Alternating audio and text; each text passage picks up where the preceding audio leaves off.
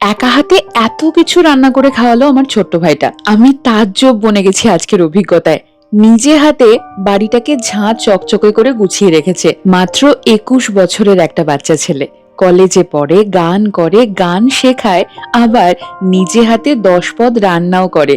কত কিছু রেঁধেছে জানো? কাটা বাটা সব একা হাতে করেছে। আমি ভাবতেই পারছি না একেবারে মায়ের মতো সুস্বাদু রান্না ও একা হাতে কি করে করলো। এই ভাইয়ের সাথে আলাপ কি করে হয়েছে? আমার ক্যাফেতে এসে। এভাবেও যে সম্পর্ক গড়ে ওঠে কে তা জানতো।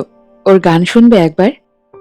তুমি বন্ধু আমার মন মানো না,